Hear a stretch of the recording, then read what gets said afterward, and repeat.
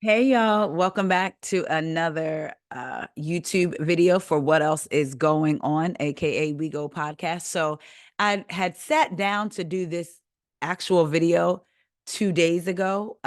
Some of the topics had just come out about 2 days ago. And then I had to end up getting up and doing something else and never found my way back. But I'm back today. So let's get into what else is going on. First of all, let's talk about Amy and TJ. They are staying in our news headlines. They are determined to still be out there despite them not having their morning show careers anymore. So let's get into it. This is according to Us Weekly. Amy Robach cries over how emotionally removed TJ Holmes has been from their relationship. AB Robach and TJ Holmes' relationship isn't perfect, but unlike the average couple, they have a public platform to address their issues. During the Tuesday, January 23rd episode of their Amy and TJ podcast, Holmes, 46, asked Robach, 50, to have a conversation in their apartment following a disagreement. Robach admitted that she's experiencing new challenges when it comes to mixing their personal and professional lives. I have always been fully confident in our ability to work together on television or in any broadcast capacity. What I haven't done as much in my career is be responsible for content, bookings, ratings, and the pressure of all that has consumed us both. She explained, we have always been able to work together and enjoy that profusely and then enjoy our free time. But in the last few days, we were spending hours and hours side by side working on things. That's interesting. It sort of reminds me of in this in the podcast space and in the YouTube space, when you are working for a network or a company, they book your gigs, you just show up, do whatever it is you need to do, the interview, blah, blah, blah. But when you are on your own and reaching out to guests and dealing with publicists and scheduling things and getting clearances and all that, it can be a lot. And they've never had to do that before. So I can imagine it probably is a little stressful, especially if they work differently. Robach said the way she and Holmes each approached their task contributed to the problem, adding, we work differently. Y'all, I did not read this article. I just said that. I knew that's what it was. They work differently. She said, we work differently. What we have ended up doing is sitting in silence for hours next to each other, and it is exhausting. The conversation took an emotional turn when Robach started to cry about the distance between them. I felt extremely disconnected from you, and I am someone who does want and needs physical touch, words of affirmation, and communication, she noted, claiming Holmes has been emotionally removed from their relationship. The last few days, I felt disconnected from you. Holmes attempted to understand Robach's perspective, explaining his decision to record their talk. He confessed to feeling like a fraud for not showing listeners how the pair addresses the obstacles in their romance. After Holmes asked whether Robach felt pressure about dating in the public eye, she clarified that her concerns were mostly about their careers. I don't feel the pressure from the public to stay with you, but I feel the pressure of our careers that I believe were unfairly taken from us. The former GMA3 co anchors made headlines with their relationship in November of 2022. Wow, it's been that long. After they were caught getting cozy outside of the office while they were still married to other people. Robach subsequently went through a divorce from Andrew Shue after more than a decade of marriage, and Holmes ended his marriage to Marilee Fiebig. The couple were subsequently taken off the air as ABC began an investigation before their exits were officially announced in January 2023. Despite the backlash surrounding their romance, Robach made it clear she stood by Holmes. I know that I know you well enough and I've spent enough time with you, and I knew how I felt, she continued on Tuesday. And love sometimes is a choice. When it's hard, it's not just a feeling. Lust is a feeling, but love is a choice. I believe and I have chosen you. Holmes, for his part, spent most of the podcast allowing Robach to voice her concerns. He admitted he didn't always understand why she was worried about their future, since he was so confident about their connection. But Robach noted she sometimes struggles to address the root of her anxiety. We've always worked together, but working in this kind of pressure over our heads is a whole other thing, she said. That pressure is a lot. Robach also weighed the possibility of her relationship with Holmes not working out down the line, adding, I would be devastated just personally because I want to be with you. I chose you. Child, that is a lot going on. She said, I've chosen you. I've chosen to be with you. But she also admits to missing their TV careers. And she feels like the TV career was unfairly taken from her. I do wonder if in their contracts they had a morality clause, because listen, whether you're going through a divorce or not, whether they were already going through that, if they signed a morality clause and it comes out that two married people are having a relationship in the office, maybe they felt like it violated the clause. I do know that TJ had recently posted about his beautiful wife and everything that she put up with him, the different things and how beautiful she was. I don't know if that was that post for Mother's Day or something like that. And then you find out that they are having an affair. So maybe that's why they were let go from their jobs and it wasn't viable to keep them. So who knows? But I will say that this kind of goes along with, the territory. I know that they wish people would move on because they're still together. But I don't know. It was a lot. Y'all remember when all that first came out. But also, I want to make sure I let y'all know that Miss Amy has an update for the people, okay? Now, wait a minute, child. They trying to say, I'm trying to pull up her update. She wanted us to know. Okay, here, I got it. She wanted us to know, Amy Robach, wait a minute, I'm sorry, y'all, this computer. Amy Robach, TJ Holmes confirm they're still together after emotional podcast episodes. She said, y'all don't be getting no ideas. I'm still with my man. Even after I cried on here emotionally about him being disconnected and how I chose to be with him, but I missed my TV career, I'm still with my man. Amy Robach and TJ Holmes confirmed they are still going strong after releasing an emotional podcast episode discussing the issues in their relationship. Hey, folks, just wanted to check in and let you know that despite what you've been hearing, we are still together, Holmes said in an Instagram video Tuesday while walking alongside Robach. Wow, so they did the episode Tuesday, and then I guess they saw what the folks were saying and came back Tuesday and did a video. The couple shared a quick laugh before Holmes explained that they struggled and debated about whether they should drop Tuesday's episode, but he is now glad they did. Yeah, I am too, because our larger goal in putting out our latest episode was to show that, yes, we like to put pictures of us smiling like everyone else and laughing on social media. But if we want to be real and we want to be transparent, Robach chimed in. But we want to be real and want to be transparent. Robach 50 acknowledged she and Holmes 46 have issues like most relationships do. So they hope their listeners were able to get something out of the episode. We're still together, they captioned their joint post. If you've already listened to today's episode on Amy and TJ, you'll understand. The former GMA3 co-anchors made the video shortly after fans flooded Robach's Instagram with comments about the podcast and their relationship. So she's letting y'all know, baby, we done worked it out. We're together. We just want to be honest and share our story with y'all. So there you have it. Let's get into Mr. Tristan Thompson. Y'all know for a minute, Tristan was staying in the headlines. According to page 6, Tristan Thompson suspended for 25 games, 25, for violating NBA's anti-drug program. Cheaters are going to cheat. The NBA announced Tuesday that the Cleveland Cavaliers forward is officially suspended for 25 games for violating the league's anti-drug program.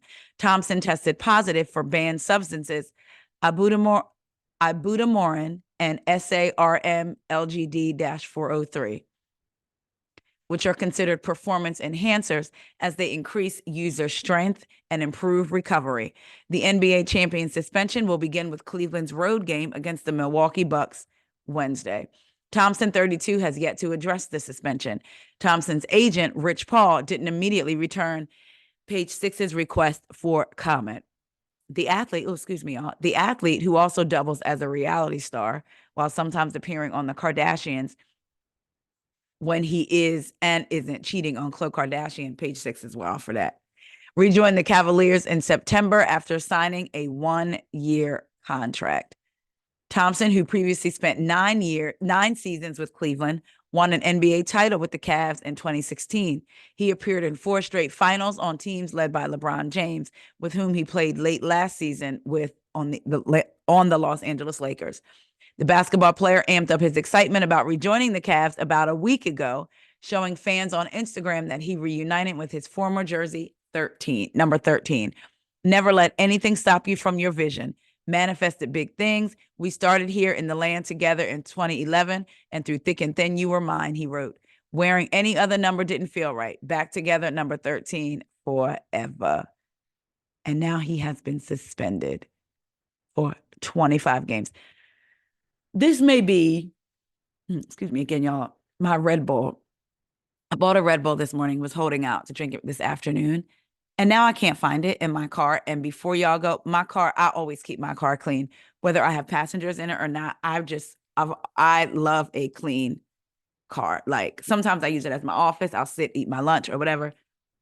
But I know I got gas this morning and bought a Red Bull from the Royal Farms, and the Red Bull is missing. And I know I put it in my bag, and I feel like maybe it rolled out and one of my passengers took my Red Bull. But anyway, so that's all the yawning. I need some energy right now. But this may be a silly question, but you know how you hear, okay, he signed with the Cavs for a year. And let's just say they said, oh, we're paying him $15 million.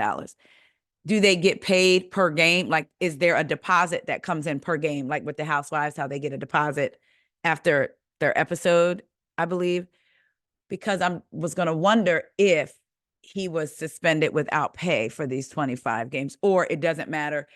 This is what your contract says. This is what you're going to get, whether you play the games or not, even if you're suspended. So I'm just curious about that, because I know he has got to pay his other baby mom, the newest baby. What's her name? Marley, I believe. He's got to pay her. And she wasn't getting the money like he wasn't paying what he was supposed to pay. So I'm just wondering if he is still making money. But dang, you sign a contract for a year and then you're out 25 games. So we'll see what happens with that. Y'all, let's get into some Real Housewives of Salt Lake City. I'm irritated because let me see something. There's an article in the Cut magazine. They did an interview with Monica, and there was just a couple of questions they asked her, and I wanted to read y'all her answers. But now the Cut is trying to act like I need to have a membership, and absolutely not. That is not what we're doing. So I'm trying to find, here we go. Trying to get into it on my phone. Let's see. All right. Yes, here we go. So some of the things that I wanted to get into y'all about. So we're not going to go over the whole article, but it's in thecut.com. RHOSLC's Monica Garcia set the Bravo universe on fire. She sparked some of Real Housewives' most hyped drama. Did her star burn too bright, too fast? By Louis Staples, a freelance writer who covers TV, the internet, and culture. So to some of the questions that he asked her, I wanted to talk to y'all about and see what y'all thought. So let me get here. In Bermuda, your co-star Heather Gay, who figured out you were involved with reality Von Teese, asked who the real Monica is. At the reunion, Andy asked the same question. I was wondering what your answer to that is. Did we get to see the real Monica on the show? I appreciate you giving me the chance to answer that. You did see a lot of the real Monica during the season. You saw me battling with being new in the group and feeling insecure about that when it came to the purse and trying to fit in with these women. You saw the real Monica when you watched me take all my girls to school and the stress and shuffle of being a single mom. Whitney and I actually had a really great moment in Bermuda that wasn't shared on camera, but she was having a rough time with the passing of her friend, and we ended up spending the night together, comforting each other in my bed.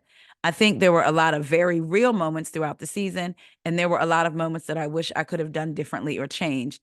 The Monica you saw was going through so much and trying to find her feet with this new group while navigating a divorce, and there's a lot that comes with that.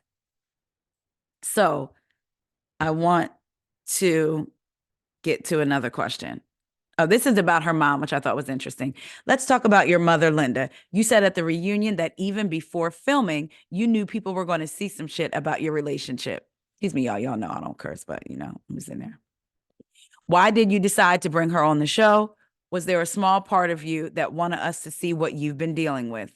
My mother is very up and down. When we started filming, we were in an okay place. I wanted the opportunity to show my Portuguese side with my grandmother and my mom, and the fact that they literally lived 10 seconds away. But you saw it, it went badly so fast. And that's very, very accurate for how it actually is in my real life with her on a daily basis in our relationship. My mother and I have been through a lot, truly hell and back, but I'm actually shocked at how many people are in the same exact situation. I felt alone with my mother, like I was the only person who had a mother like this. The show showed me that there were so many more people who deal with this kind of dynamic, and I think it was very cathartic for me as well as for the fans. When did you know the reality Von Teese account was going to come out? It didn't seem like it was a complete surprise to you in Bermuda. Oh, I knew it was going to come out 100%. What I wasn't prepared for, and you see why I'm so shocked, was for my ex best friend to give them a bunch of other information. I was caught off guard with that, with what my best friend had done, not about the reality Von Teese coming out. But it's interesting because you said on the reunion that y'all had agreed, the six of y'all that had something to do with reality Von Teese had agreed to take it to your grave.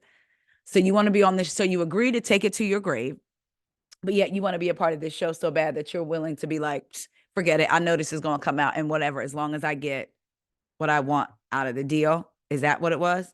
Because if you agreed to take it to your grave, I would think you would have done whatever you could to try to protect that information from coming out. But let's just see. You've been compared to Jen a lot by the cast. What does it feel like to be compared to someone who has hurt you so much, who you dislike so strongly? I feel like it's an easy out. I don't think that's even close to accurate, because if I really was like Jen, these women would have not been treating me the way they are treating me. They let Jen get away with much, much, much worse. The women were scared of Jen, and they are not scared of me. I think it's hilarious to say, oh, she's just like Jen. Because if I really was just like Jen, you guys would be kissing my behind and be terrified of me, and you're not. She said, hold on, because I wanted to get to this one particular thing, and I was like, From a viewer perspective, it looked like Andy wanted you to say, I'm sorry for the parts of the account that hurt you, even if that wasn't the original intention of the account, even if you didn't post it yourself. But we didn't see that from you. Are you sorry? So this is the thing. I am sorry that I ever involved myself in this account and that I got myself in this situation.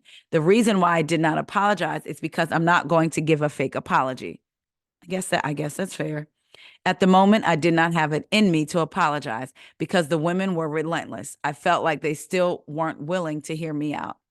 To hear me, even down to the black eye. They said I lied for months, but really I was just getting to know them. I didn't have existing relationships with them, but Heather lied to their faces, lied to production, lied to investigators, lied to producers, lied to Andy Cohen, lied to the fans for over a year. She has existing relationships with these people, but I'm being completely massacred. You want me to apologize in that moment? I couldn't do it. I didn't have it in me to give a apology because it's what people wanted to hear, because it would make me look better, or because it would make me look better in the moment. I want to get to a place where I can actually sit down and have a civil conversation about this and give a genuine apology. But at the reunion, on that stage, in the situation I was in, would not have been a real apology. So why even say it? Another question. The reunion is about conflict, but also resolution. Did you sympathize that fans, including your fans, who want to see you continuing on the show, wanted to see the door of friendship left open, even just a tiny crack? Well, here's the thing. Andy said at the end, is there anything Monica could have said? Before he even finishes the sentence, they're like, no, no, no, no. Then Andy asks again, I have to think there's something she could have said. And they were like, no. I'm hoping one day we can get to a point where we can have that happen and I can give an apology that they are willing to accept. It goes both ways, you know. So, oh, this was really interesting. Remember how she said she wrote to casting and was like, your show sucks. It's going to be canceled. And they need to cast her? Well, he gets into that. Speaking of Andy, he looked pretty unhappy when you claimed that the show's ratings were bad and it was about to be canceled before you joined. How did you feel about Bravo bringing up your casting email? Would you take that comment back if you could have a do-over? You know what? I was actually really sad that they showed that email because that wasn't the email. That was literally 3 sentences of me just asking what I needed to do. You can't apply with 3 sentences. I had to write an entire biography. I had to show several photos. I had to talk about my children, their ages, why I thought I would be good on the show, what I would bring to the show. I mean, that wasn't the email that was in question. So that was frustrating. So in this answer, is she trying to say that she actually did say those things in a separate email to them, but they only showed that email? And that's the thing. It's like, you never, to me, honestly, I feel like I don't know with Monica because she sprinkles truth and maybe lies sometimes. So I never really know if we're getting the full truth. If so, that is shady. But we know when you sign up for these shows, you literally sign away your right to how they portray you. Years ago on Reddit, I found a Real Housewife of New Jersey contract.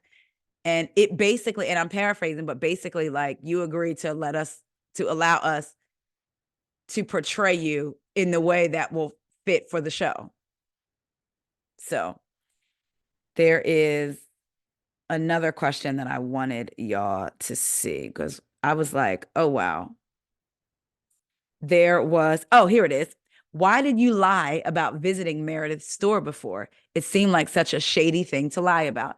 Okay, I said this at the reunion and it didn't get aired. When I pulled up to Meredith's shop, production came up to me. They said, okay, we're going to play this like you've never been here before. And I said, well, I have been here before. I've been here with Jen. And they were like, it doesn't matter. That's not how we're going to play it. We're going to play it like it's your first time here. They did not air that, but that's the honest freaking truth. I'll sit here and I'll take it, and people call me a liar, but that's what happened. Bravo did not respond to the Cut's request for comment. I can see them saying that. We're going to play it like you haven't been here. But if we're going to get into the semantics, so them saying we're going to play it like you've been here is different than them saying, okay, go in and say that you've never been here. So did they give her that beat? Okay, we're going to play it like you've never been here. And you went in and then took it upon yourself to say, wow, I've never been here. Because if they said we're going to play it like you've never been here, unless Meredith specifically said, you've never been to my store, right? She wouldn't even necessarily have to go down that line of questioning. She could have walked in like, oh, wow, your store is so cool, so beautiful. Oh, look at all these little things. Because she's technically not saying, oh, I've never been here before. She's just talking about how beautiful the store is. If we're going to go into semantics, right? So I thought that part was really interesting. And then the last thing, your castmates have said, and mind you, this isn't the last question they asked her. So if y'all want to read the full interview, I suggest go over to the Cut. Your castmates have said this is the best season of RHOSLC ever. Why do you think they struggle to give you any credit for that? I don't know, honestly. They can say I had nothing to do with it. They can say it's because Jen is gone. They can say it's because their relationships were better or whatever. But at the end of the day, they know the truth. I don't need to clarify that. They just don't want to have it come out of their lips. They choke on it because it makes them so mad. Now, I will say, up until like we were midway into the season, the ratings were not that greatly improved. Weren't they about the same or lower? And correct me if I'm wrong. Weren't they about the same or lower as last year? And then once we started getting into like more into the season, especially like season finale when they went to Bermuda, those episodes ratings went up, right?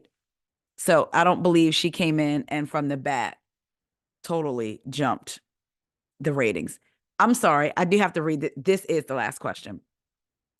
If we don't see you on Salt Lake City next season, would that be a you decision or a Bravo decision? That would be a cast and Bravo decision. It would not have been my decision. So what do y'all think? Do y'all think that y'all can trust the things that Monica says based on what you've seen? Do y'all want her to be able to come back and see if relationships can be mended? I personally feel like doors are being left open for her to be able to come back. I say that because page 6, Real Housewives Salt Lake City showrunner hints Monica Garcia may return in the future after cooling off period. Never say never.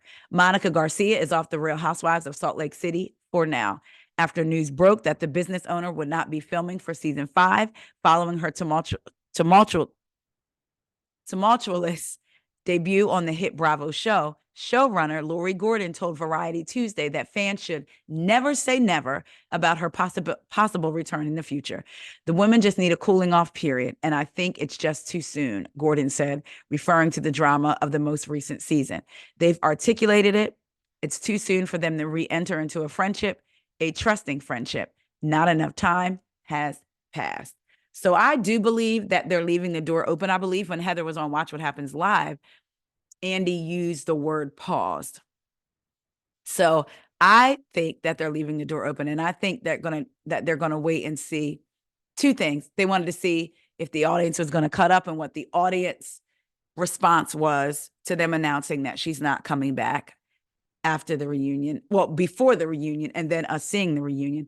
And I think they want to see how the season starts to play out and shape up next, because they start filming in a few weeks. So I think they want to see if there's any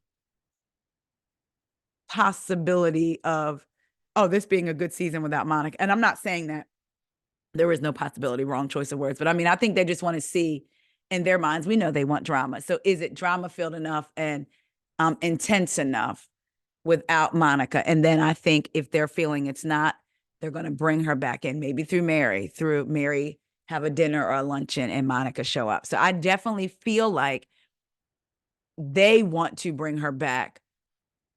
But since the women went to Andy before BravoCon, I believe, and said that basically they couldn't film with her, couldn't trust her, any of that, I believe that they're trying to respect the cast opinion, because it's the entire cast. It's not just like two, it's not just three. The entire cast went to him and did that. And then they weren't talking to her at BravoCon. And then we saw what happened at the reunion. So I do think that she may be back. Something else interesting that I ran across on Reality Blurb: Real Housewife of Salt Lake City's Heather Gay on why she forgave Tanisha and not Monica for troll account. Hypocrisy claims over Jen and Monica's treatment, if cast made a pact against Monica, and her attempts to get cast addresses, plus Whitney update and new women of season 5. I'm not getting into the entire article, but I thought it was interesting. Heather Gay appeared on Tuesday night's episode of Watch What Happens Live, where she explained her friendly status with hairstylist Tanisha Luckett. While looking back at the drama of The Real Housewives of Salt Lake City season 4, Heather 49 shared why she was more upset about Monica Garcia's troll account than Jen Shah's fraud scheme, accused Monica 40 of being obsessed with the cast, and looked ahead to the upcoming 5th season of the show, which will reportedly see new women replacing Monica. We thought it was honorable for Tanisha to come forward, incriminate herself, and mea culpa the whole thing and tell us. Otherwise, we would have been stuck in the dark, knowing things didn't add up, but not knowing why, Heather explained on the January 23rd episode of Watch What Happens Live. Because Heather is only a side gig, and this is in quotes, because Heather is only a side gig for Tanisha, and her involvement with Monica and Reality Von Teese has caused so much backlash, Tanisha doesn't want to work with Heather anymore. The mess of it is too much, Heather noted. She has a career. She's a single mom. She came clean. She doesn't want to be dragged through this. She wants to move on, and I support her in that. That's really just what I wanted to talk to y'all about in this article. So, because we've seen everyone saying, or a lot of people saying, why did Heather forgive Tanisha? Why is she still working with Tanisha? Well, she forgave Tanisha because Tanisha decided to mea culpa herself and take on, I guess, this account and the different things happening. Heather wanted to continue to work with her, but Heather was only Tanisha's side gig. I do know that Tanisha does have celebrity clients. So I guess she was like, this can't affect my business. So that also speaks to different people were saying Tanisha may have just wanted to be on the show. So she decided to walk away from Heather and really just be about her other clients. And I guess one could say that she really didn't just want to be on the show. Who knows? But I just thought that was really interesting that Tanisha decided to walk away from Heather. Also, on the Watch What Happens Live, I do think it was weird and gave a tinge of still trying to appease Jen when Heather made the comment something like, I hope, if Jen is watching, I hope she sees that basically we got rid of Monica for what she did to Jen or something like that because she came after you. So we got her for you. Like, what? The lady's in jail. Like she said something like that on Watch What Happens Live, and I was trying to see something. Oh, she did say nothing bonds you more than a common enemy. And I think I can thank Monica for bringing us all much closer. I think we were really upset and we were waiting to see what she had to say to excuse herself, and she didn't say anything. I don't know. I just feel, oh, here it is.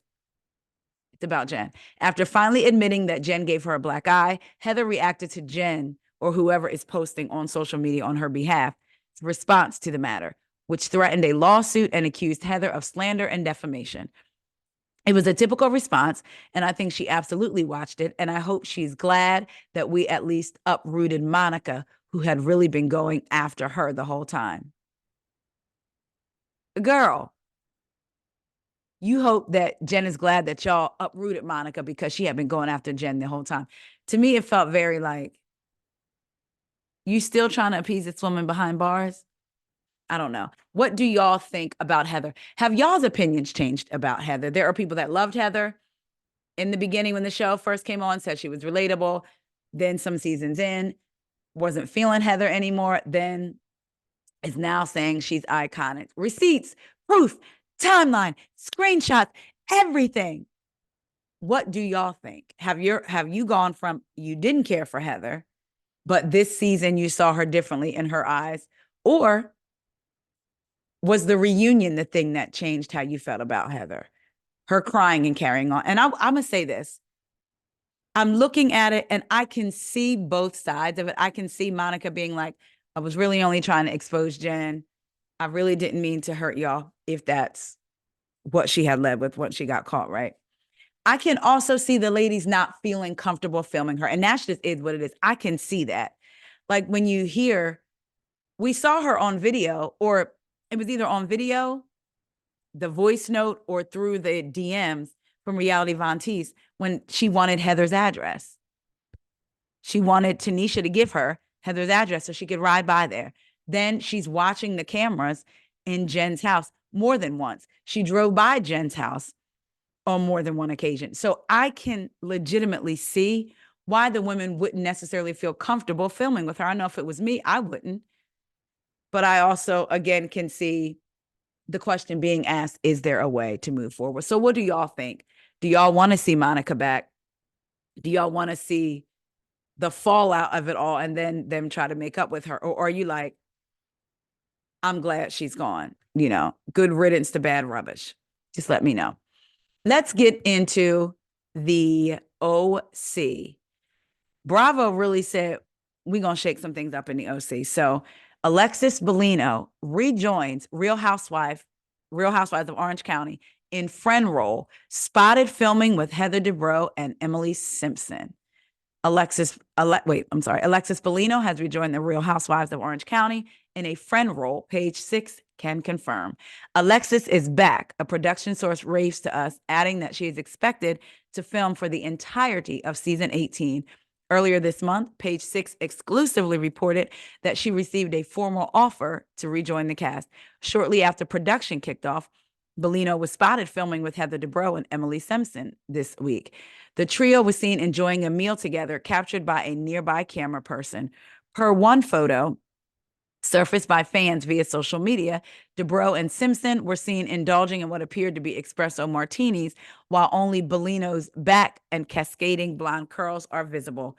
Page 6 has reached out to rep for Bellino and for Bravo, a comment from both, but they have not received one. This pick comes weeks after insiders told us that Bellino, 47, was asked to return to the Bravo hit as her relationship with John Jansen, the ex-boyfriend of Real Housewife OC veteran Shannon Beador, becomes more serious. Her relationship with John is certainly interesting, one source told us, but it's not the only reason producers want Alexis back. She's a dynamic personality who has a history with a good portion of the cast. I suspect it was the top reason. I mean, here you have Shannon, who dated John, the last 3 years we've seen him on and off on the show. Last season, we saw him on the show, and they've had a tumultuous time together. Allegedly her and his children didn't necessarily get along. We did get the report that Shannon was at the quiet woman screaming at his daughter. So we know, of course, there's history between her and his kids, and between her and him. They dated. We saw them date on the show. Now a former castmate is now dating him. They're Instagram official. She didn't talk about it. She didn't post to his dog how much she loved him. The fans, some of them gave her backlash for posting the dog, honey, because they said, we seen that dog with Shannon on the TV. Now we got to see the dog with you. She did a post with her, John Jansen, and her kids. And then she had like written across the photo, only missing Johnny J's kids. Cause I think she calls him Johnny or Johnny J or something like that. So only missing his kids. So I think at the top of Bravo's mind was, this is going to cause drama. Y'all know how Shannon can go off like that. So you're going to have Shannon, Alexis, even in a friend role. We know that friends, look at Marlo. Marlo was there for every event, and it says that she's filming for the entirety of the season, Alexis. So you're going to have Shannon, you're going to have Alexis there. Now, since she's in a friend role, I don't know if they're going to show her and John's relationship, but we know they're in one. That's going to be interesting. I will admit, I am a little bit interested to see how that's going to play out. Like, truly, her being there with John, or knowing that she's dating John and Shannon. I do hope that it doesn't cause Shannon to spiral, though. I really hope Shannon gets healthy in all ways and gets into a healthy relationship. Someone that loves her just as much as she loves them, and all of that. So I feel like Shannon and David's relationship, for the little things that we've heard and seen, were a little bit fiery too. I don't know. We'll see. Last thing I want to talk about, I was debating whether or not I was going to talk about it, but Alexis from Miami. Are y'all watching Miami? I'm really trying. I get behind. I was behind at one point, like 5 episodes, but I caught up. I'm still loving Miami, but child, Miami is not a phone show. They have a lot going on. And sometimes they get to hollering and screaming, and it's like, oh my gosh. But I feel like all of them do bring something. All of them. Kiki is even coming in this season like, y'all gonna hear me. At BravoCon, she was like, she felt like she would get talked over sometimes. And she's like, hey guys, I'm here. I have a voice. She's letting us hear the voice this season for sure. But I thought this was interesting. Exclusive. Alexia Nepola's son, Peter Rosello, responds to Anna, and I'm not sure how to say Anna's last name. So Anna Q's claims he tried to roofie her daughter. So do y'all remember when Anna and her daughter were on a podcast, and the daughter, Biba, I'm not sure if that's how you say it, but Biba told a story of how she'd been invited to a party by Peter. Upon arriving with her friends, she saw Peter Rosello and 3 other guys smoking from a bong and making drinks. Her friends were confused since it was reportedly a party. Biba then said, all my friends got roofied that night. Anna added, we don't know who did it allegedly, but the implication was clear. Her daughter Biba said, it doesn't matter. The crowd of people alone was a reflection of Peter's character. Anna then went on to say that Peter was the worst of any of the housewives' kids. Cut to this week on Anna and Biba's podcast, Mammy Issues, MAMI Issues. The two began discussing Alexia. Biba, the daughter, interestingly said, don't go for her kids. Anna said she wasn't, to which Biba said, but you're just using me and my sister, Kati, as ammo for something, and I just want to make sure. Anna said she wouldn't go for Frankie, but Peter is fair game. She then flat out accused Peter of trying to roofie Biba. When asked for comment, Peter told Reality he didn't know what she was talking about. I haven't seen them since I was 18 years old. Never were friends, he added, shaking my head. Can't believe they are talking ish like that. As it stands, Anna's claims are purely allegations with no evidence to back them up. She better have some evidence or she may need to lawyer up. This article came from reality.com. So Anna, we saw it, for those of you who are watching, you know this, but those of you who aren't or are watching but are behind, Adriana invited Anna to a Mother's Day brunch that Nicole was throwing so that Anna could come and spill information about Alexia and Todd and their financial issues. And Alexia and Marisol were upset, of course, because they had heard the things that she said on this podcast. It was behind the Velvet Rope podcast.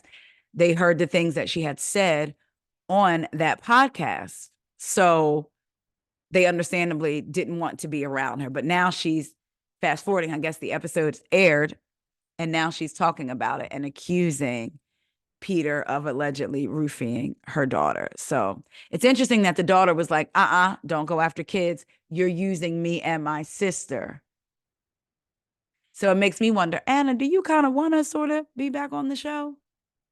Or are you using the show so that your podcast grows, gains an audience, and gets bigger and bigger? Who knows? But let me know what y'all think. Let me know if y'all are watching Miami, if you are loving it or not, or if it in fact is a phone show for you. I will talk to y'all later. Bye, y'all.